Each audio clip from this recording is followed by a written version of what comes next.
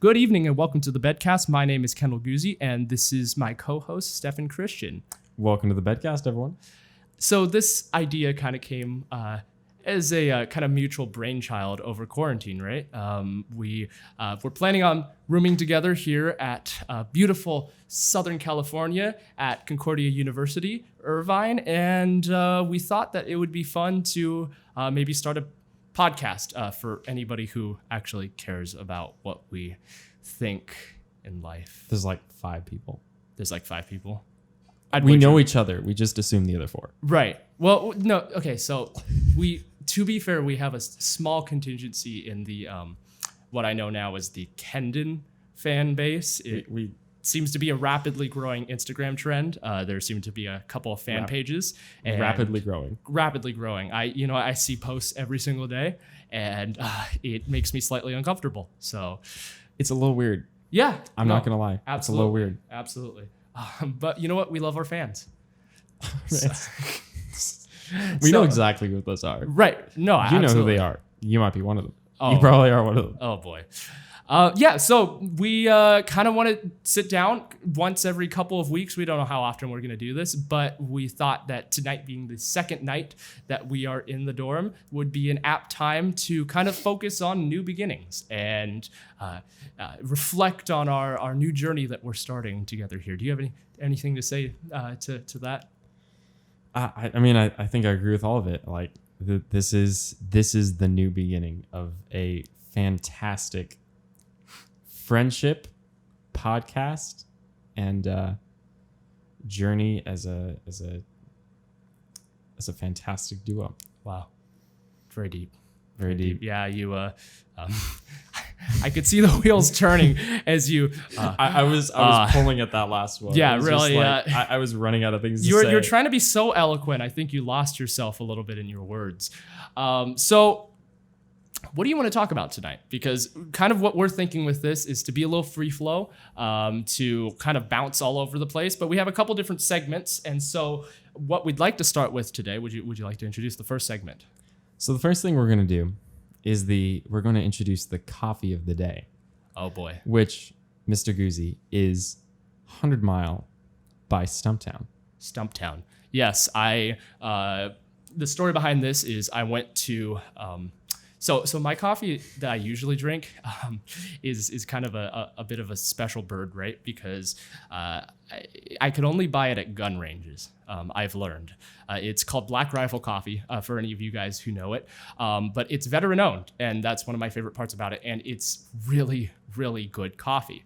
Now, the only issue with this is that they really only ship and they don't carry it in big stores like Target or anything. So I have to go to a gun range of all places. So I went to the gun range today, apparently, and there was this long line of people, obviously because of COVID and quarantine and everything like that. And everybody apparently is trying to buy ammunition right now because they're all afraid that California is going to take their guns away. Or that's what I was hearing in line. But I'm sitting here, and this guy's back here because we had freshman orientation today, and so I was late. And I'm standing here, and I'm like, I got 10 minutes to 12 o'clock. I'm trying to get my coffee. I get in, and apparently they didn't have my coffee. So this is a very, very long story to say that I went to Target and grabbed the first coffee that I saw, and it was Stumptown. And I'm like, this sounds interesting. What is this? It's a jam and toffee blend, whatever that means. So would you like to taste the coffee tonight? So first drink of coffee. All right. Let's see what it's like.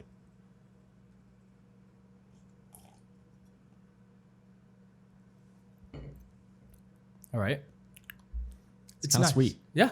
It's kind of sweet. I don't taste the jam and toffee they're talking about. Maybe that's the sweetness. Is it the sweetness?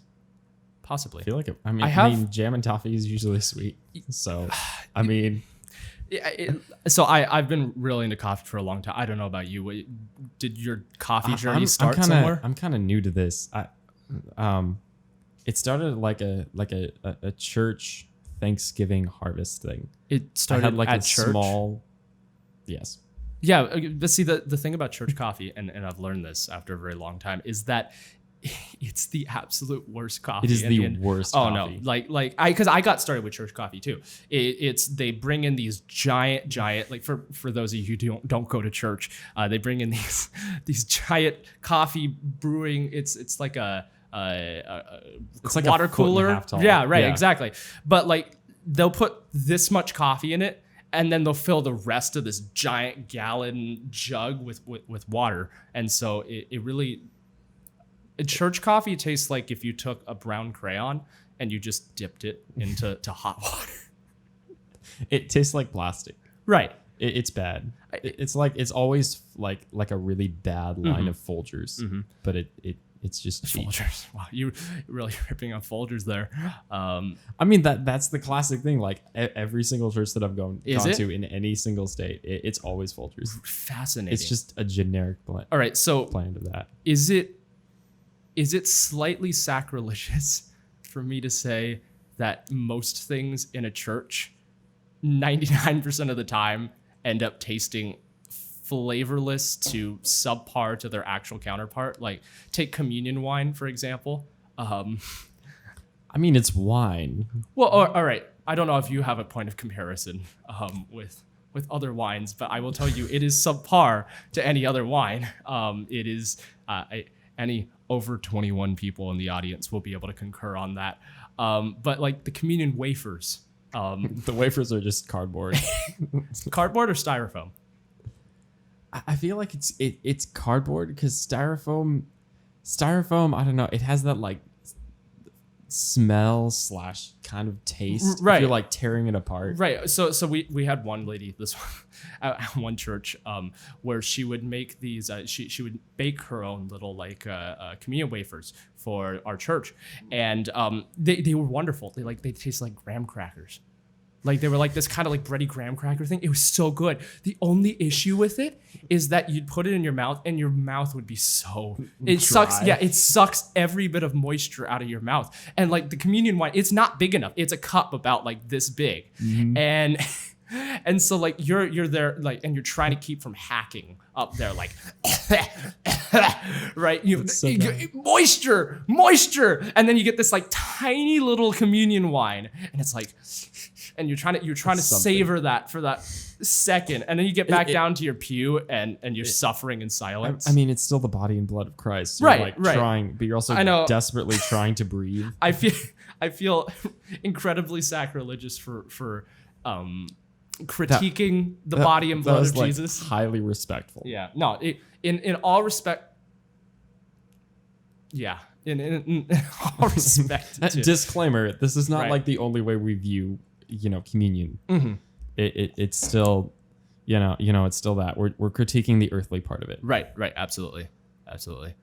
We got on that from coffee. Right. No. Like we were reviewing the coffee of the day. So we didn't even look at it. It was like it's sweet, and then we went to graham crackers. Well, communion wafers. What I found, and this is kind of part of the reason why we started the podcast, is our conversations will start at one place, and then it will slowly delineate to this. I think we just find something like right. It just goes. We'll it find goes a place. somewhere.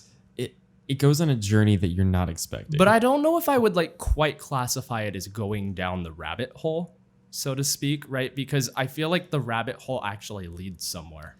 It goes. It's like going for a jog, and it's Right. like, hey, let's like like jog to McDonald's and get something, Right. and then we just keep going, and like if we're lucky, we'll find this amazing view. But if we're not, we just kind of go for a run. You Right. know, we get some like mental exercise, and it's I don't know. It's good for the friendship. Yeah. This analogy is weird. No. I feel like everything just goes downhill when you start to tell a story. It starts rolling and it rolls and it's like those snowballs you push down the hill and it picks up speed and it starts getting bigger and bigger and bigger. But then there's a point where it just stops. It just stops dead in its tracks and it just freezes. And I'm like, all right, where did this story go? I lose control of it and then it freezes. All right. It knows that I'm not with it anymore and then just stops. Right. So I just have to talk like in really short bursts, and then I'm good. Right. Absolutely. So That's what's gonna happen. Yeah. Right. Sometime.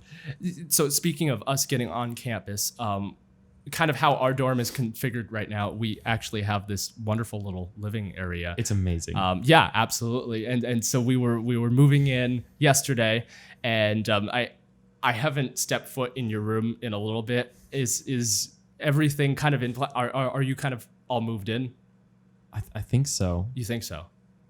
You don't really have a lot of stuff to move in, to be honest. Yeah, I mean, it's sort of just like stuff is in boxes, and then it just kind of slides under the bed, and then it's good. Right. Absolutely. You've got. Oh my God. You went for it. You full on went for it. It started. And it's glorious. Yeah. Thank you.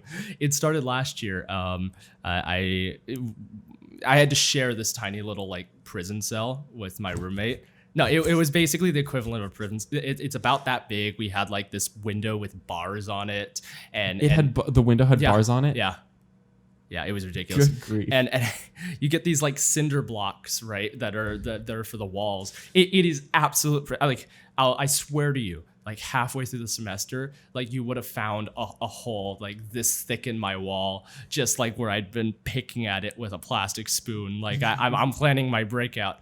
No, but It was that bad. Well, I don't. There's a reason why I'm here, right? But Yes. the whole thing with the decorating was, I've always kind of liked decorating my own space and having kind of, I like to have a place to come back to after a very long It's like day. home, Right? Like Absolutely. it's like your home Well, after a job. There's a certain home away from homeness that you desire, especially even in college. And so that was kind of part of what I was doing with that. But then it kind of evolved to a new level after, I really started losing my mind in the whole prison cell thing. And keep in mind, the room is this tiny little prison cell, and there's two people in this. So like one side of the room is my roommate's, one side of the room is mine. So I'm like, how can I make this feel the most like home and be the most invasive that I can be, encroaching on his territory without encroaching on his territory? So I bought all these tapestries and string lights and all these different things, and I filled my side to the point where it was literally like this line. It was nothing on his side. He didn't decorate. He had like a flag, I think, for the Tennessee Titans. If Peyton's watching this, love you, man. I definitely had a lot more decorations than you, and it was this, like, you could tell whose side was what, and it was this really odd split right in the middle. I mean, we're gonna like when we're roommates. Oh boy, it's gonna be decorated. But I feel like I've unfortunately got that same thing of like, there's just nothing. Right. There's nothing. So I guess the question then is, are you open to me decorating your side? Like where you can still have your stuff, but like it fits with the overall theme and decor of the room. I mean, yeah. Yeah? I'm not the interior designer. All right. We just built the IKEA Fair furniture enough. together. Okay, yeah. So that was the segue on the second part. So for moving in, we didn't realize when we signed up for this room, there's kind of two different kinds of dorms here at Concordia. These like tiny little small dorms, and then you get these suites. And usually there's 4 people in the suite, but Stefan and I have the suite to ourselves. And so we did not quite know that there was this much room. Space. Like there is an absurd amount of space in here, and we had nothing to fill it. They give you a couch, and that's it. We had a small amount of paint for a very big canvas. Right. And we're just like, oh, we need more paint. Oh, no, absolutely. And so we went around, and I think our primary goal yesterday was trying to find a table for the TV, because we had ordered the TV before we got here. That was a big one, yeah. No, yeah, but we went everywhere. And you would not believe how hard it is to find a TV that is, I'm sorry, you would not believe how hard it is to find a stand for a TV that is reasonably priced. Nothing was under $95. Like, I kid you not. Everything was $95, right? It. Yeah. Yeah, no, you were right there. Yeah. Right? I was with you looking at it. I was like, why is everything so expensive? We all we need is like 4 walls of something. Right. And then we've got it. But it needs to be, wide enough and tall enough. But it took long enough until I finally got the bright idea. Oh, wait, there's IKEA. Because for some reason, my mind, either out of necessity or out of purposeness, just did not want to remember that IKEA existed. Probably for the best. But when we couldn't find anything else, our last resort was IKEA. But I had never been in IKEA before. I don't know about you. I'm still surprised by that. No, I've been in IKEA. You've been to IKEA's? They're great. I had always I kind of lost my first time to. I lost my first you time. had a prologue. This was an appetizer. My IKEA virginity. I lost that in the way that I really didn't want Man, to. this coffee's good. Right, yeah. I always pictured my first time in IKEA being with a group of friends, and we would go around, obviously like non-quarantine, non-COVID, and we would go around and kind of goof off and lay in the beds and everything like that, kind of like typical like. I mean that's what IKEA is about. Right. I think the thing I love about it is it's like you're on this journey through IKEA, and it just keeps evolving into different things, which I think is cool. Like that idea of it is. It's cool. It's a blast. It's cool. But it's also really easy to get lost, and we did get lost a couple of times. We didn't get lost. Well, we started going around in circles very unnecessarily. Okay, yeah, I did. Do that. Yeah. It's like kind of. Oh yeah, there's that dining table we liked. Oh, can I see it again? Yeah, let's go on an entire trip around the entire store. You just didn't remember what the dining table looked like. Yeah. So I was like, no, do you I want wanted to see it again. And Yeah. I was like, okay. Yeah. I want to see it again. So we went on this journey, and it was about twice as long as I thought it was. Yeah. But we found the table. My and he biggest looked at the disappointment table. with IKEA was I really wanted to try the Swedish meatballs. Like that was a dream of mine, and unfortunately, their main restaurant that serves the meatballs was closed. Yeah, it's kind of hard to do that one because it's more of the buffet style. Right. So you just can't. Is it buffet? Have you had it before? No, it's not buffet, but like you get in lines, kind of like a buffet. But and then you go up to the server and you're like, hey, I want this. Have you had the Swedish meatballs? Yeah. Yeah. They're How are really they? good. I feel like once IKEA opens back up, we should get some. Have to go. And I'll do a taste test like here on the podcast. Yes. Yeah. We're gonna do it. Yeah. It's like gonna my happen. first time reaction. It's what the coffee of the day. Right. We'll have like a food of the day. Kendall's food review. IKEA Swedish meatballs. His first. Oh, absolutely. But our favorite part of IKEA, and this was the best part. Oh no, the best part. So I really wanted to get some like greenery for the dorm. And you said this going in, yeah. Right, yeah. You said I want some greenery for it. Yeah, I wanted to get some like, what I called at the time shrubberies, because Monty Python, get me a shrubbery, right? I came to find out in IKEA, as everything is, they have is it Swedish or is it gibberish? I really I'm pretty sure it's Swedish. Is it actually Swedish? I'm pretty sure it's Swedish. All right, so we came to find out, and our new favorite word came yesterday. Fejka. So apparently, little succulents and like shrubberies that are fake are called fejkas. At least at IKEA. Or I guess I could speak for myself. I was enamored with the word, and I started repeating it over and over and over again. It was a slow burn for me. You caught onto it right away, but for me it was just like Fejka. It's a fun word.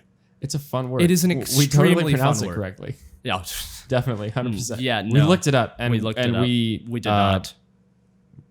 No, we pronounced it correctly. No, we didn't. I think it's more pronounced Fika. FICA. Was it? I don't know if it was FICA. Was that FICA made me Fika? think of the credit score. Yeah, that's the same right. thing. Like Yeah. that's the only thing you think of for FICA. Is FICA would make sense because it's a fake plant. I mean, yeah, but I mean they don't. Which pronounce makes it me the same now way we question: do. is it actually Swedish? It okay, We looked it up though. Like we looked it up and there was an audio thing for it. If anybody knows if IKEA names are actually Swedish, please like leave if there's any Swedish people in the comments. There's not gonna be, but if there's any Swedish people in the comments, or if you know anybody from Sweden, please send them this podcast. Or if like these two dopes in college who have no idea what they're doing and sitting at their dining room table in their dorm talking about IKEA and Swedish culture. Please send this to them and. Please, we need somebody to verify our IKEA questions. There's a solid chances that there are IKEA nuts. I mean, that trend went around a while All right. ago, Here's a question for you. Do you think that people in Sweden, like, is IKEA really popular in Sweden? Like, do you think that it's about as typical? Like, because I don't know that people go to IKEA on a daily basis here in the US, but in Sweden, is it like Walmart where it's like it's as easy as taking a Walmart trip? I feel like it's like Walmart, but we kind of hype it up because it's foreign. It looks clean and yeah, it's foreign and it's got that feel. Like right. I said, it's that journey through. But it. do you think in Sweden it's it's kind of a little downplayed? Like people, it's like, all right, okay, IKEA is a thing. It's kind of cool, but it's not like life changing for them. Yeah, I mean, it wouldn't be life changing for him, but right. maybe it's like some fancy thing we have in the U.S. Do you think that IKEA stores take for granted? Do you think IKEA stores are different in Sweden? Like, do you think that's a good question? Like, because I feel like there's so. Well, but I feel like you keep the brand. There's different versions of stuff in other countries, right? And especially that it's in like the mother country, the home country of IKEA. Well, like there, I'm trying to think of a store that does this, but I know like store that like changes, but like well, I mean, restaurants do that. Like yeah, you know, like you go overseas and you go to McDonald's, you're gonna get a very different thing than what you get at McDonald's here in America. The menu is very different. Yes, I told you about I went on a choir trip to Germany. All right. So we went to IKEA because you know 11-year-old me was like sobbing and it was. I don't know the story. New. It was weird. Really? Yeah, this is new. Really? This is new for you. Yeah. So we went to a McDonald's in the middle of Berlin, like a good part of Berlin, like where the museums are. So it was a solid McDonald's, like one of the newer ones in the U.S. Yeah. Kind of felt like that. So we go to McDonald's. And I'm like, okay, gonna get McDonald's. It'll be fine. So they had shrimp. I kid you not. You know how you get the fries in those containers? They were selling like fried shrimp. No. I kid you not. Really? Fried shrimp. Well, I know they do the Filet-O-Fish here. Yeah. Right. That's probably. But I've always questioned the validity of is it fish? Because apparently their chicken nuggets weren't like chicken nuggets for the longest time. Also, if McDonald's ever sees this, they're going to sue us because apparently they sue everybody who says that their chicken nuggets are not actual. Because at one time they were. They were like the pink slime. But then after that, like they started legal battles because they actually changed it. And they don't want to be known as the restaurant that has fake chicken. Are we really going to get sued in our first podcast? I have no idea. I've always thought it was chicken. Like it tastes like chicken. No, for a long time, it was like this slime substitute. I really just tried to save us there, and you just left it. All right. Okay. So back to the Berlin story. We don't care. Berlin McDonald's. Berlin Shrimp. McDonald's shrimp. Right. Another thing they had. Did you get the shrimp? I had one of the shrimp. I think one of my uncles got the shrimp. It tastes like shrimp. All right. Yeah, but I also don't trust your taste buds because shrimp. you like McDonald's. This was 7 years ago. Right. So do you expect me to? I had a mental breakdown. I kid you not. I had a mental breakdown because we were visiting Wittenberg. Yeah. That castle, and as a kid, I loved knights growing up. Anything medieval, I just ate it up. So we go to this castle, right? And the tour guide's giving us this thing, and there's a safety briefing in this like totally bland room with like one brick centered pole, right, just holding up some of the room just for support. Yeah, but that was like the only thing in the room.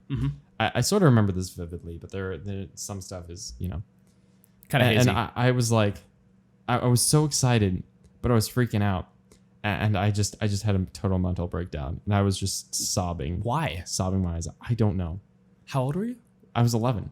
Oh, But it was my first time out of the country. Isn't it was that a little my old first to have a mental trip. Okay. A little old? Yeah, a little old Did to you have. have your mental breakdown as a toddler? Well, I feel like that's more like, everything's overwhelming me. I don't know how to process these emotions, and that's how I express. But 11? I think it was the weirdness and of being in a different country. Right.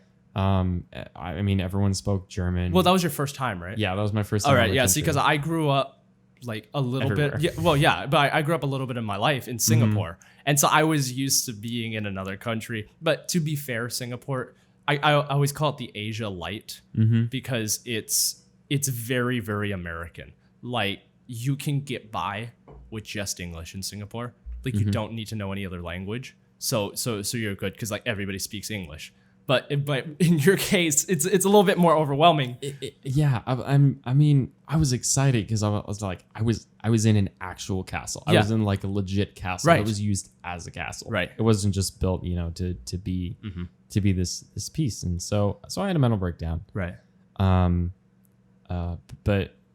the rest of the trip was cool. Right. I calmed down, made it happen. So speaking of old things and mental breakdowns, I discovered yesterday that Stefan has a very, very specific, I hope you don't mind me saying this or talking about this on the podcast, but you have a very specific fear about something that is incredibly obscure and something that I never thought somebody could possibly be afraid of. And if anybody is afraid of this, please, again, leave a comment because Stefan, Let me know. Yeah, I think he needs some consolation that he's not alone in this. Would you like to describe it, or do you want me to say it? I'll go for it. All right. I'll go for it. So, my mom comes up to me one day, like, again, this was like 6 years ago, 5-6 years ago, and she said, "There's a King Tut exhibit, like the King Tut exhibit with like actual stuff that they found from his tomb. Yeah. That's coming to the museum in Colorado." So I was like, "Okay, cool. Let's do this." And so we go, and some stuff like that freaks me out. I mean, Right. I mentioned there's the mascots, that those uniforms kind of freak me out, especially if you got the big heads, at least back then. So we go to this King Tut exhibit, and the entire time I'm like deathly scared of literally everything in there. Right. Especially like the sphinxes, not the sphinxes, the dog-headed guys. Yes. They freaked me out specifically. So why are we always doing them? Okay, mental breakdowns. Like, Yeah. we're just always going for that. Apparently, I'll let you know if I have any more, I guess. Right. But yeah, the King Tut exhibit freaked me out, and I want to go back now Right. that I'm not, like 12. Right. Well, I apologize. I was like half paying attention during the story. No, well, okay, because I was just ignored all that. No, I was trying to search the entire time for what the phobia is called for what you have, and and I'm really doubting the validity of this because the only thing I could find for like a fear of old things like objects was anticophobia, which was I really that does not seem right. And the closest I was finding the antique store yesterday. the closest thing I could Stores. find is, as far as like maybe like mummies and things like that, is necrophobia, a fear of dead things. Do you generally have a fear of like? Do you have an aversion to things? I know most humans probably do. Like I have an aversion to dead things, but like I mean, we kind of all do, but right. But is it? It's not is like it I the like fact dead that the things. mummy is dead, or is it the fact that the mummy is old and from Egypt? So another part of that is I had this like weird fear. I don't know if it was a dream that I had of like getting sucked into it for whatever reason. It's the weirdest thing. You But got it- some messed up thoughts in your head, man.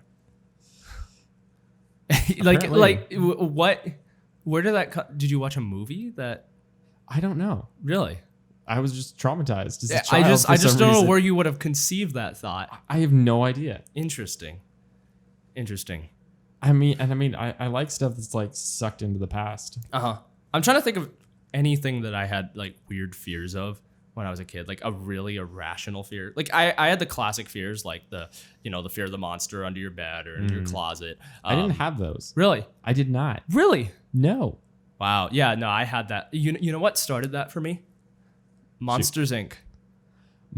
Oh, Yeah. No, Because that's fair, the that's fair. opening scene, That's literally like it. as a that is child, the fear. that opening scene was absolutely traumatizing. Like the monster that's like under the bed and he like comes out and you see a shadow, absolutely terrified me.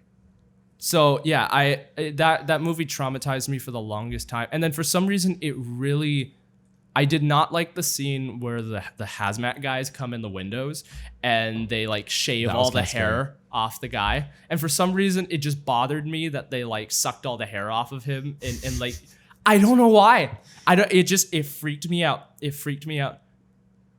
Do you have an aversion to haircuts? No. Well, actually, I kind of do, but that's for very different reasons. Okay. No, it's not for the fact of losing hair. It's because I've gotten so many bad haircuts in my life that I want to make my trips to the barber as infrequent as possible. No, I got you. Yeah, right. Because it's like yeah, you've had it so many times that you just know that it's gonna be a bad haircut. Well, I don't know. I don't know it's gonna be a bad haircut. Hey, I really can't stay in a place long enough to really develop a good relationship with a barber. Ouch. Well, yeah. But I think the other side of it is that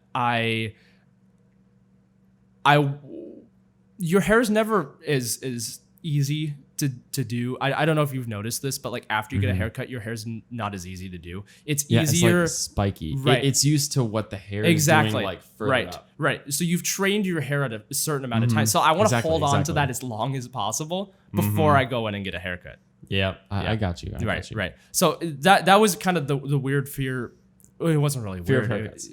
No. The fear of the monster under the bed. That's kind of typical. I think the only weird fear I have right now, it was a couple of years back I discovered on the internet that apparently everybody else has this, and I apparently had this, but I didn't know about it. It was just something that bothered me. It's not really a fear. Like I don't like phobia because or things like it's not something that makes me scream. Like it's not like I see it and it's like right, but it's something that kind of bothers me.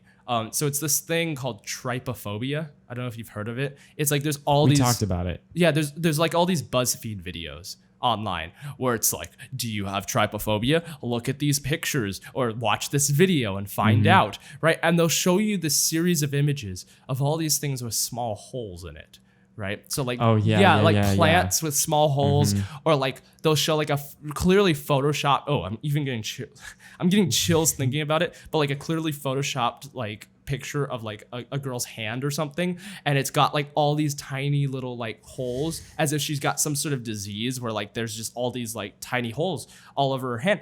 It absolutely I don't know. I'm just repulsed by it. Like I get shivers and it sends chills. I don't like it. Do you think it's like a fear of like an unknown or a supernatural thing? Or No, is it like something crawling out, or is it just I think it just bothers. Yeah, it? I don't. There was I read something. There's a psychological part of it, and I'm not quite versed on it.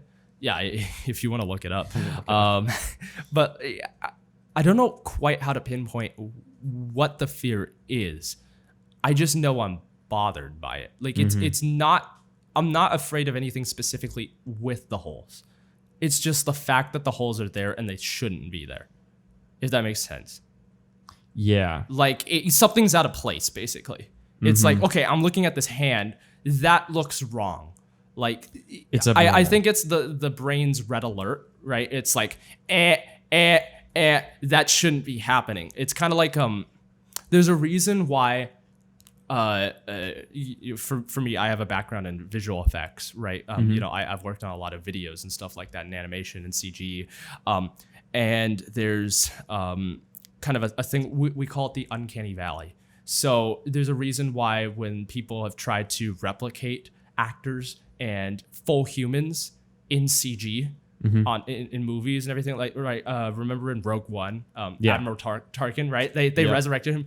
It didn't look right? There was just something about it that was like, it's convincing enough, but it's like there's something in your brain that goes right? Your brain telling you that's not human and like alerting you to it, and that's the uncanny valley. Like, it's like there's something that's unnatural, and you can tell. Like, we have it innately built in us. So I guess, like, if androids or robots got real enough, you know, we can trust on the uncanny valley to bail us out of the apocalypse. But it'd be weird. But it's the same kind of I guess process with the holes thing, is that my brain's on high alert telling me that shouldn't be a thing. Yeah. And that shouldn't exist, but it does. Yeah, it's that like weird Photoshopped feeling of like, you can tell it's Photoshopped. It's like kind of plasticky almost. Yeah. It's just weird and abnormal. Yeah. All right. Well, that was a rabbit hole. That was an incredible rabbit hole. Whenever in this podcast, I feel like we need to have something for when we have an awkward silence, like some sort of button or something that we push just to either snap us out of it or to fill that silence with something interesting. Because I feel like sometimes you go down such a deep rabbit hole where you reach the end of it and you just sit there and you're like, oh crap. Like crap. I don't know where else to go. Like, I've gone so deep down this rabbit hole and I just hit a dead end.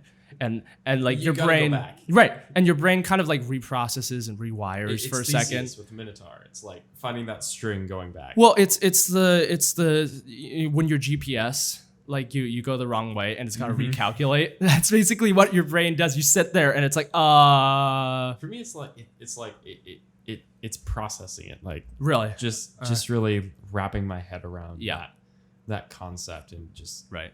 I don't know, internalize. So I guess back to new beginnings and to new beginnings. Yes, right. And to new beginnings. To new beginnings. Right. That was the most awkward. That was. Yeah. And everyone, check out the YouTube video to see that.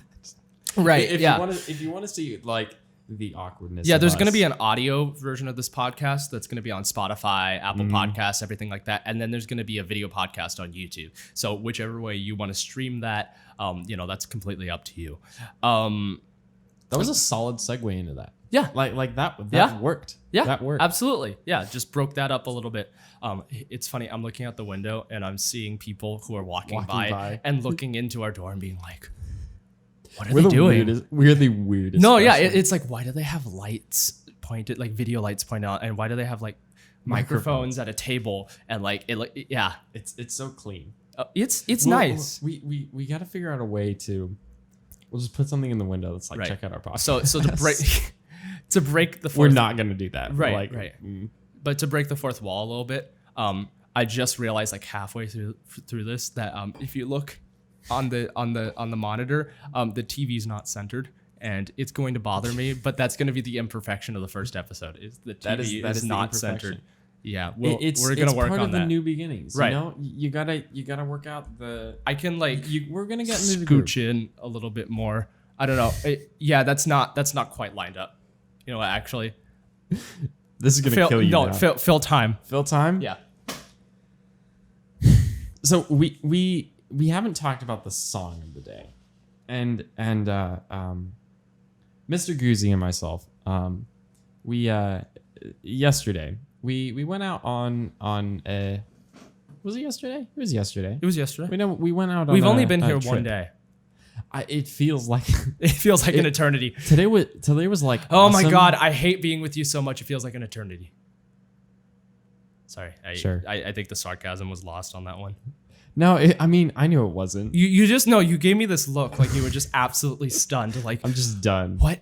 He hates me? Oh no! What do I do now? You told me to fill time, and now I'm sorry. Now we're just here. No, I really I appreciate being here with you. No, I appreciate being here with you.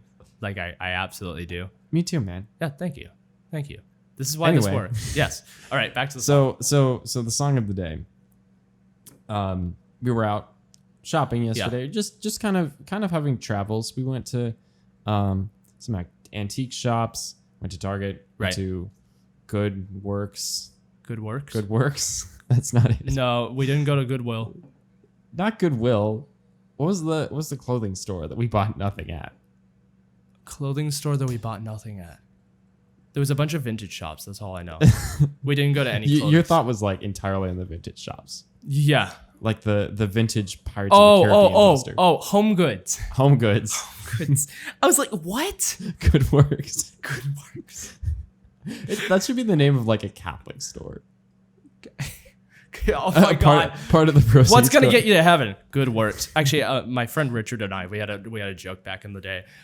We're like, sorry to all our Catholics out here. We are like, love you guys. We're Isabel. absolutely, we are absolutely and positively, obnoxiously Lutheran.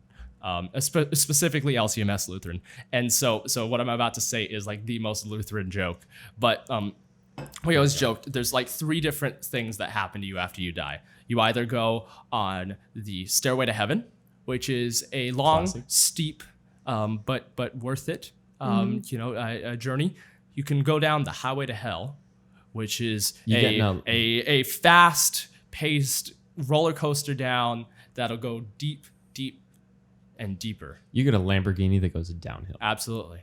And then you get the third one, and it's only for Catholics. So you got the stairway to heaven, the highway to hell, and then the sidewalk to purgatory.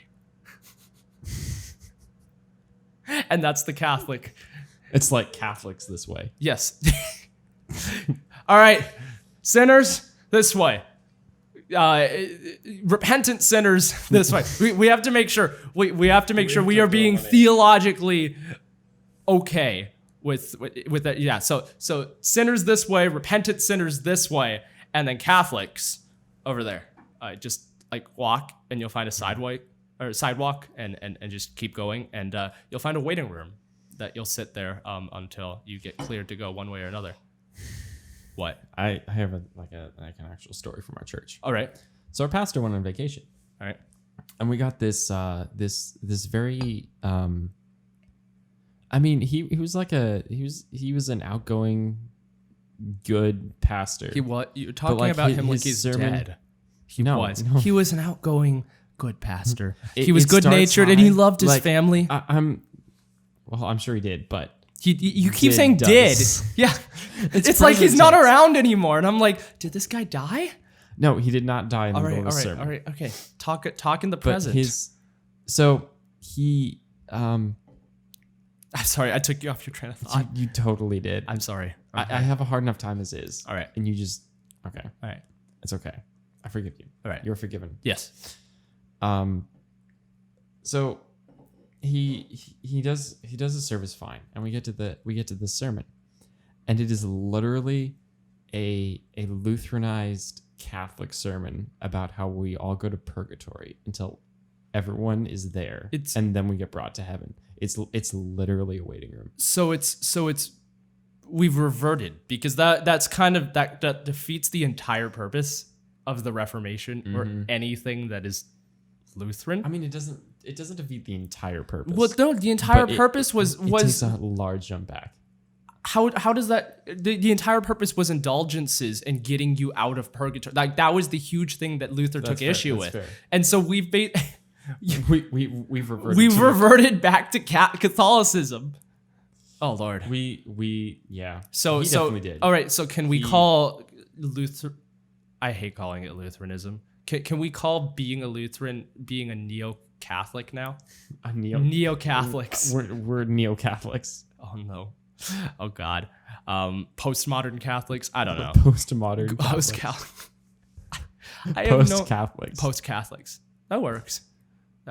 This is like absolute heresy. Yeah, it's absolutely heresy. I was about to say heresy, but I was like holding. That said, like Luther hated, if I'm not mistaken, Luther hated his followers calling themselves Lutherans. Yes, no, he did. Because there's like, I can confirm. Oh shoot, they've put the focus on me. Yes, no, actually, which is it's actually a commentary on a lot of current Lutheranism. Yes, no, I think sad, but not getting too into church I don't think churchy we're gonna stuff go on the down that path podcast. Well, I think we've already crossed that threshold. I think we did. Yeah. You get this divide, especially within the LCMS. You get one side who is incredibly like, instead of the WWJD, what would Jesus do? It's WWLD, what would Luther do? Right? You get that side, and then you get the other side that completely disregards it. And it's like, oh, Luther? Who? Huh? Who's Luther? Who? Martin? Huh? Reformation? I never heard of that. I think we can fill in the blanks on who's on what side. And then you get those people in the middle who I more find myself with. I mean, Luther's like it's a lens. It's a lens to help view Scripture, and it's whatever Scripture does not teach us, and whatever God does not reveal to us. We use the church fathers. Mm-hmm. We use the main authors of books or letters after the apostles, and we use the church fathers. From Luther down to CFW Walther, we use depends on the Pope. Walther, have you ever seen a picture of Walther? He is the ugliest man I have ever. No, like I apologize, but it's like he. No offense to you, Mr. Walther. God really he gave Walther the short end of the straw. Like on the looks department, it was like I feel like God skipped a couple steps on that one. Like the man looks like his head is crushed in. Yeah, okay, he's looking up a picture of CFW Walther. Not that anyone can see this, right? But I can, right? And I encourage any of you guys who are watching, look up a picture. So his look at that. Look at that. Poor dude. Yeah. He's got some sick sideburns. Yeah, no, absolutely. He's got the mutton chops going on. Yeah. There's actually a better picture on Google Images if you go back. I'll go back. All right. So really quickly, while I'm on the Wikipedia page. Yes. His name is Karl Ferdinand Wilhelm Walther. Wilhelm Walther. Karl Ferdinand Wilhelm Walther. Fascinating. I like CFW a lot better. So what you were saying though is actually a very interesting point. We do go and we kind of we use founding church fathers and writings and things like that as supplementary information for where but I think also there comes an overdependence sometimes on that. Like I will tell you firsthand as a specifically LCMS Lutheran, and I know a lot of people like this too, sometimes we rely a little bit too much on what's in here, the knowledge part versus what's in here. And we hate that. Right? Lutherans. There's that. This is this gross, icky area. It's like we're like, the heart, not the heart. Yeah, not the heart. We have to think this through. I'm pretty sure, like we have to be intelligent. I'm pretty sure, like a lot of people. He's now all over my screen. I'm about to. It's kind of creepy. So I'm gonna back out of that. I feel like I hope I don't offend a lot of people in the LCMS, but I feel skip this. Well, right. It's kind of like the Who's. Like I feel like at some point, like the younger generations got to like start singing, and it's like the Grinch. Like their heart will grow 3 sizes that day. Gosh. Yeah, and they'll stop being frozen over and everything. But then you get the other side of the coin, right? You get some of the churches who are a little bit too, bleeding heart. Right? And there's a balance. It's law and gospel. Baptist, like the Baptist culture into Lutheranism. Right. But it's law and gospel, and there's a very it's a double-edged sword. For you guys who are not familiar, Stefan and I get into a lot of theological conversations very frequently because we like talking about this stuff. Yeah, it's it's great. We bounce off each other well. Well, yeah, absolutely. But back to the purgatory sermon. Another rabbit hole. Right, but that was that an LCMS church? Yeah, no, it was the church that I go to. Conservative LCMS. Seriously? Focused on that. Yeah. Well, after this podcast, I really kind of want to know the name of this church just for all reasons. Okay. Hold up. Let's back up. My pastor went on vacation and we got this guy for 2 weeks. Oh, it's another guy.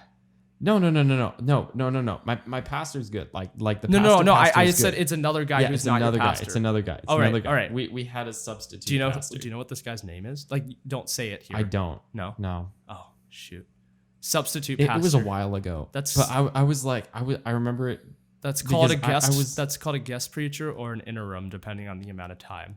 Guest. All right. Yeah. I lost the word. But anyway, Yeah. so I was an acolyte sitting on our front row. And I was just The like, candle boy. oh my For those of gosh. you who don't Okay, know. so yeah, we get to play with fire. It's Right. great. Yeah. No, you hold a big stick with I did fire that on for the the end longest of it. time. I've Really? never told you this. I did it since I did it from when I was 7 Okay. to when I was 17. Side tangent. Do you want to hear like a story from when I used to do that kind of stuff? All right. So growing up as a pastor's son, it was very interesting, right? I promise you that. can get back to your story after this, but I feel like you'd find There's this more. extremely amusing. So I used to like also usher with acolyting, like you kind of like you help with communion, right? And like the plates and stuff like that. And so I would wear the robe, right? You have to wear the acolyte robe. Yep. And this was the time when I was like in late elementary school or early middle school. It was when Heelys were all the rage. So I wore my Heelys to church.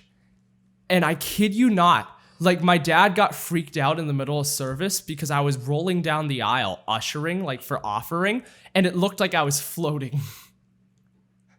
I knew you'd get a kick out of this. Yeah, because of the robe, it looked like I was just floating and gliding. And during communion, I acolyted for communion in Heelys. It was like you were an angel. Yeah. You had the robe. I know, it you were the surprises me pastor's that he son. didn't get more flat. Like, again, my dad is probably going to watch this, and I apologize He's going to to be you, the Dad. first person to watch this. Well, yeah, no, he is going to be the first person. He really is. But I apologize. I feel really bad because I feel like I did a lot of things that that you probably got flack for and didn't tell me about because you wanted to spare me of that and wanted to let me be a kid. But like I sure. really didn't make it easy. Like, I bet you there was like a bunch of little, either in Lutheran churches, there's always the little old German ladies who like come up after service and it's like, what was that kid doing? Like, you know. It's like a pre-Karen. Mm-hmm. Karen. Well, no, it's a very specific kind of like, like there was a church. It's like, this is not okay. Like their we love tradition. Their Christmas Eve tradition was at the midnight service. Midnight service. The last song has to be Silent Night, and you do a verse in German. And it's like, no, well, It doesn't have to be. Well, no, okay, but you're like, you nodded very normally, like this is not an uncommon, because you're too indoctrinated. No, But, yeah. but to people from the outside, it's like, what? And like, I don't know how to sing along. Nobody really sings along except for the little German lady. So 1 year, my dad decided not to do it. And oh my God, that was probably She the went worst nuts. decision. Well, not she, it's a whole group. Like, Everyone went nuts. well, there was, I think there was somebody who threatened to leave the church because of that. I mean, I'm not surprised. Or I think that person, I don't know who it was, came up to my dad and said, you are ruining our church or something because you took away It's too the progressive German for it. verse in Silent Night. Singing a different hymn is too progressive. Oh no. I wanted to end with Go Tell It on the Mountain that year. So I'm glad I didn't do that. I would have gotten a lot of flack. That you would die. But I love They that. would have come at you It's with such a good pitchforks song to and end a torches. Christmas Eve service with. It's like, hey, we just Go do celebrate. this. Yeah, we celebrated Go the and birth of preach. Christ. That's all fine and dandy. We did Jesus's birthday. Woohoo! Right? But then, hey, here's something to do. Go tell it on the mountain. Mm-hmm. I feel like there's no clearer way to end that but everybody wants to do silent. Truly, I say to you, if these people were quiet, the rocks would cry out. Oh my God. To one more hot take, I'm not the biggest fan of Silent Night. It's one of my least favorite Christmas. I and hope hymn Dr. songs. Bush isn't watching this. Yeah, we just did the audition. So we did choir auditions because we're Lutheran, so we sing. right. It's almost mandatory. Every Lutheran sings, but not every Lutheran sings well. That is true. Yes. Um, Every Lutheran tries to clap, No Lutheran claps well. I don't clap. Well, no, okay, so like in the middle of service, or it's always the last song, right? The pastor will always start it, where it's like if it's a contemporary song, then like he'll start to try to clap, and Lutherans clap in the most white way possible. No, okay. My friend Henry, he comes from a gospel Southern Baptist gospel church, right? And there's a right and a wrong way to clap, right? Lutherans clap on the on beat. Everybody else claps on the off beat, right? So if you're trying to go, this little right? So instead of like boom boom boom boom boom boom boom boom boom boom boom boom boom boom boom boom, right? That's offbeat, right? Lutherans will go. Yeah, we like try to set the beat. Right. So instead of like, go and tell it on the mountain, it's go tell it on the mountain. So it's almost this makeshift metronome, but they never do it in time. Mm-hmm. They never do it in time, and it's always off. It's the sad attempt at like choir. But it's the most choir. I know this. And even so, I try to play in with it because I worked as a worship leader for a little while, and so I tried to teach them. All you have to do is pretend like you have a beer stein in this hand, pretend like you have one in this hand, and then pretty soon you're clapping. What a good way to do it, because Lutherans. Right. Also, I realized that our light up here turned off, so also in the middle, stall again. We have some technical difficulties. I'll continue that. We just make it work. We roll with the punches. Hey, it's week 1. So back to the sermon, as we do a hard turn. I think we ran out of battery. Could you pass me that cord? This is a mess. The formatting is amazing. This podcast is an absolute mess. I'm just going to tell you that. Hey, you know what? It's a new beginning. There we go. Now it's red again. We have light. It's glorious. Oh my God. Wait, how long has that been missing? I feel like this has been missing the entire time. I don't did we really? Oh my God. Did it like break when we did the beginning, and then there was the problem with the TV? I have no idea. This light is the most temperamental thing in the entire world. Light of mine, I'm gonna let it shine. You know that song, right? Okay. How would I not know that song? You just gave me this most blank look. Oh my God. It's either blank or done. Anyway, I think I'm getting tired. So even yeah. So even worse with that pastor.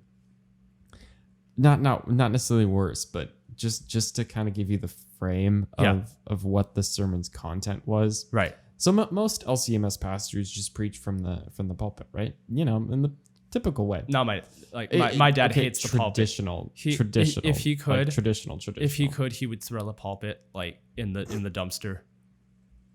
All right. What? Your dad. What's the point of the pulpit? Why? Why put yourself in this like? It's a base. A base to do what?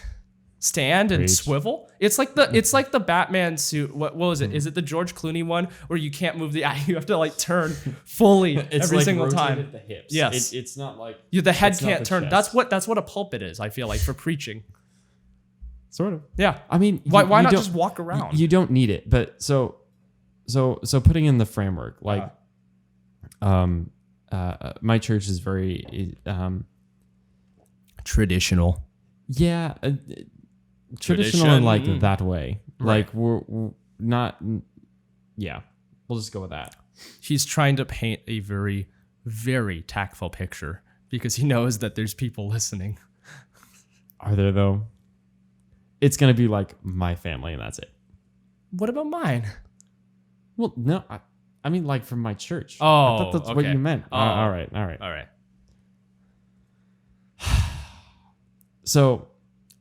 So very awkwardly for everyone, just to put us even more out of our comfort zone, since the content was like not good. Yeah. He like comes down from the pulpit and I can just feel the uncomfortableness of everyone. Oh boy. It's like you could cut it with a knife. Oh boy. It was bad. Is there an end? Is there that was it? I thought there was an end to the story that you were coming to. Like there was some sort of climax.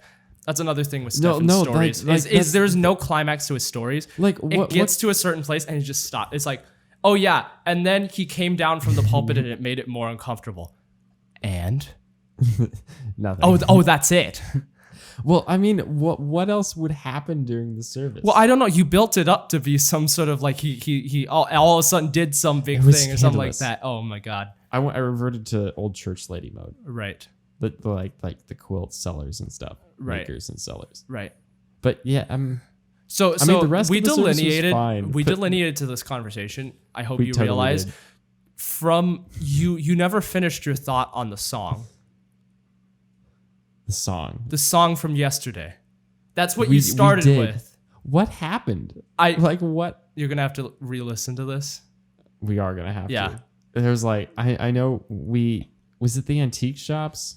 Oh yeah, it was Good Works. Right, Good right. Good works. Good works. That's where it came from. But we're gonna Anyway, there was a girl who song. just looked in just now and she just nodded. She nodded at me. She gave me the nod like as an approval.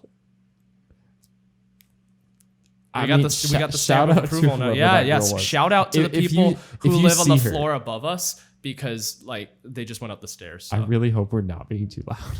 I hope so too. All right, so gonna have- finish up your song thought, right? Because Song of the day. all right, yeah, This is like a full half hour later. yes, So the song of the day is by Rusted Root. yes. It is called "Send Me on My Way." Send Me on My Way. And so, for those of you who have heard it, you know this song because it is an infamous song. It's now stuck in their heads. Well, it's one of those songs that people simultaneously love and hate at the exact same time, or hate to love and love to hate. Mm-hmm. It's just it's such a polarizing. Like you really, it's hard to feel ambivalent. Polarizes Right? like a person. Like it Right. does that polarizing effect. Well, in- because I think quality wise, it's not a great song. Like I'm gonna be honest to you, it's not like the most brilliant lyrics it's in the not entire deep. world. No. yeah, no. it's not deep.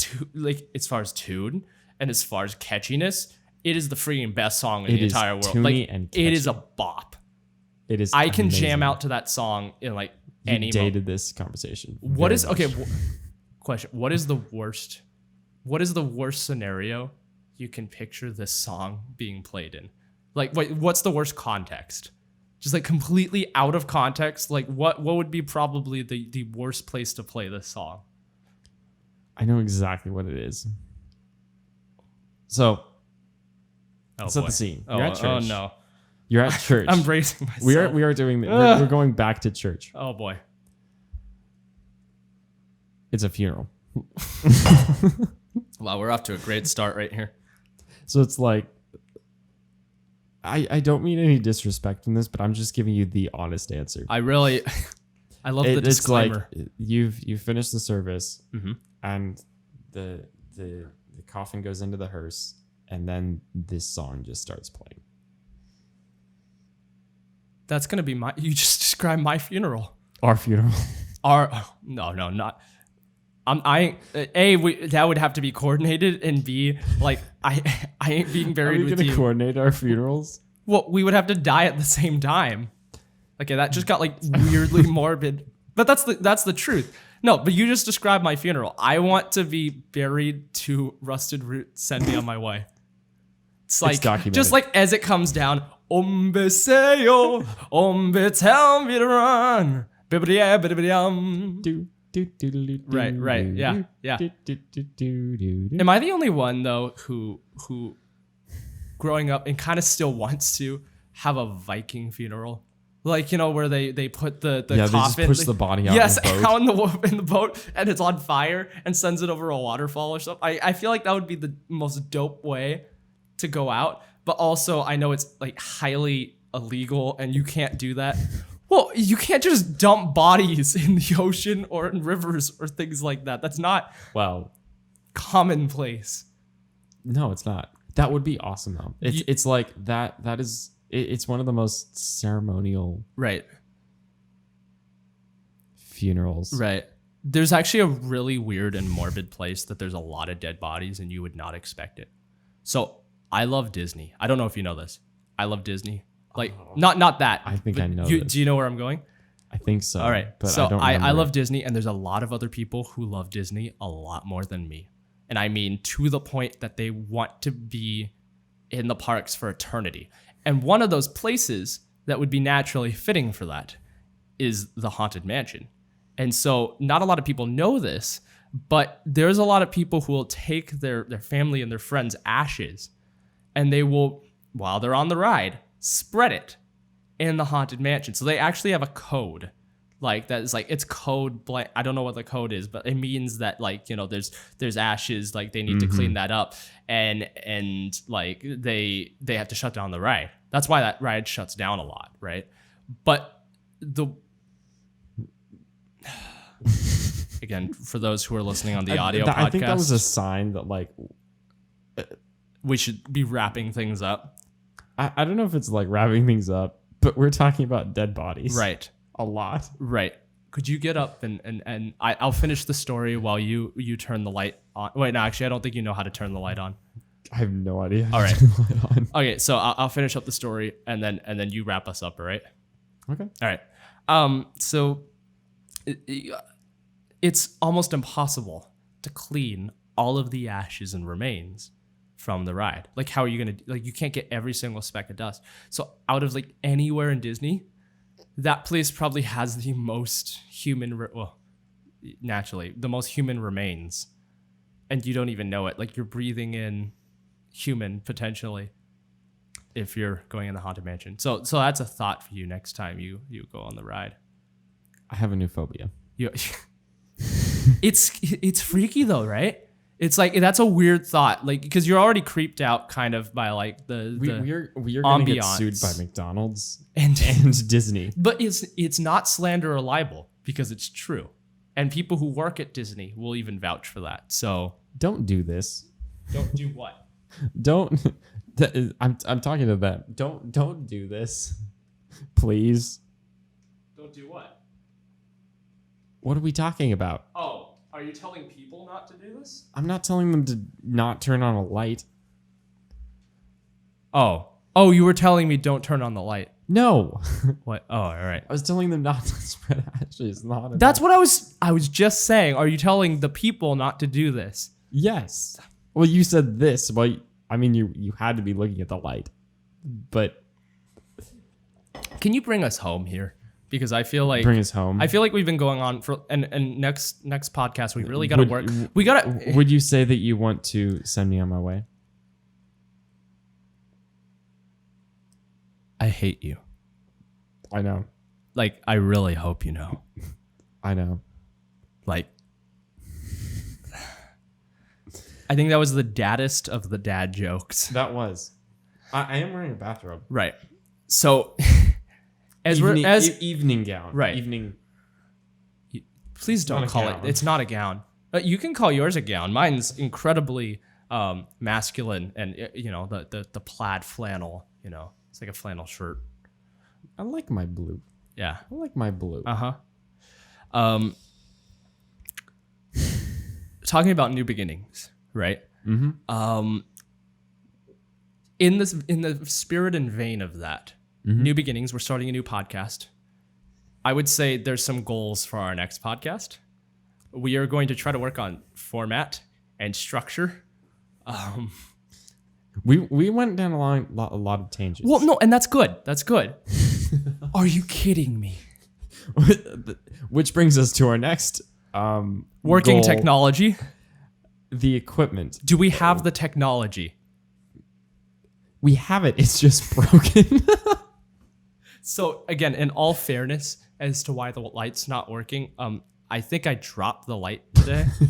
I did. Yeah, I did drop the light today, and I broke it. Dropped it. So I'm gonna leave that. It plummeted to the ground. I'm gonna leave that the way it is. Is there anything you would like to tell the good people about new beginnings going out today? I think for us, let's not make talking about dead bodies a new beginning for this podcast. But we already did. Like, you're Let's saying not in make it a retrospect we beginning. shouldn't do something that we've already done. Basically, I'm telling you that Yeah. We shouldn't do something that we Th- just this spent should the not- last half hour That talking. should be the end of something and not the beginning of something. Fair enough. You get what I'm saying? Fair Okay. enough. Fair enough. To everyone out there, I think for the CY students, I think having a new beginning of your, it's a new beginning of your life. Right. Well, The- and the freshmen specifically. yeah, because I was about to say the sophomores and I had a year of college under my belt already, but you are kind of just coming into this. I'm just coming in. Yeah, so you really have a new beginning here. I do.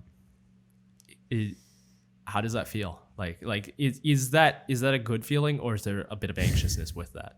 I mean, not like in a bad way, but I've been looking forward to going to college for like a year and a half, like really looking forward to it, like to the level of I'm going to college tomorrow. Absolutely. And I'm looking forward to it. Like that excitement. I've had that for like a year and a half. Absolutely. So I've been hyping this up so much. Right. And like this is our second night. Yeah. And if someone told me when I was like starting to get excited for college that the second night we would be creating and recording a podcast, my roommate and You'd be crazy. I don't know what I would think. Right. But I first of all, I would not believe you. Right. But this has been, it's nothing like I would have thought. No. But it's also like everything and more that I dreamed of. So make this your new beginning and your new journey in a wonderful and possibly the best chapter of your life. That got like very deep, but I appreciate it. This is life advice with That's what I Stephen wanted. Christian. Yeah. I don't know You could be a motivational speaker, if I get in the groove, I think I could be. Right. But yeah, make this your journey. Absolutely. Own it. Step up to it. Absolutely. Like you're stepping up to the plate. Yeah. Well, and right now we've got 3 on and just hit it as far as you can. It's your experience. It's college is the time to explore. Obviously in the positive ways, right? Like to take what I mean by that is to take every opportunity that's given to you, right? If you have it, and I mean positive right? You have to filter between positive and negative opportunities, but at the end of the day, it is basically a testing ground for the life that you're going to have afterwards, right? This is beta mode of adulting, right? This is the test phase. This is when you work out all the kinks. This is when you try, all the different scenarios of things that you're interested in and the clubs and the groups that you get a part of and the classes that you do and the major even. Like there's a lot of people who change their majors and that's a thing. But that's what college is. It's a testing ground, right? But hopefully and the goal is that you come out the other end having most of it figured out and having tested to the point in which you do feel like you're confident that you can go forward. And so I think with this new beginning, at least coming from a maybe not the most positive freshman year last year, I'm definitely hoping for a new beginning as far as opportunities and people. And, that's already started right here is rooming with you and being able to start this is something that last year, if you told me in the middle of honestly very, very, very crappy experience, and if you told me that I would be sitting here recording a podcast, like you said, in my dorm room, I would tell you you're absolutely insane. Because I never thought that was that's not what college is. College is me getting shoved in a room with another cramped, sweaty person and forced to live there and then go to classes. And it's not the most ideal year this year. It really isn't. Like there's a lot that's, I think, stacked against students and stacked against people from, I think, starting a new beginning. But I think it's still possible. Just like this. I think it's very cliche, but if there is a will, there really is a way. There is. There is. Like in college, there's the thing of there are ways galore. You have unlimited possibilities, and it's up to you to make that leap. Yeah. Across a bridge a gap that you've never even thought of. Yep. Because it was deemed too wide by you, but now you're being invited to make that leap. So make that leap. Do that jump. Absolutely. And if you guys want to continue to follow us on this journey that we're going on of new beginnings, feel free to continue and look for our podcast coming out on a semi-frequent basis. We haven't figured out the schedule on platforms like Spotify, Apple Podcasts, and we're going to be distributing this through Anchor.fm. And of course, if you want to watch this in video form, this will be on YouTube at the Bedcast Podcast YouTube channel, and we have an Instagram page, the Bedcast Podcast Instagram. So go ahead and give us a follow there, and hopefully, if you want to keep up with the weird shenanigans that go on in our life, that would be a fun adventure. We're hoping to branch out and do a lot more things with this. Tonight was more of it's a test drive, but it's a test run. But hopefully it's a sign of good things to come. I think it is. All right. Well, with that said, we wish all of you a very good night. And this is the Bedcast, signing off for a good night's sleep. So sleep tight and don't let the bedbugs bite.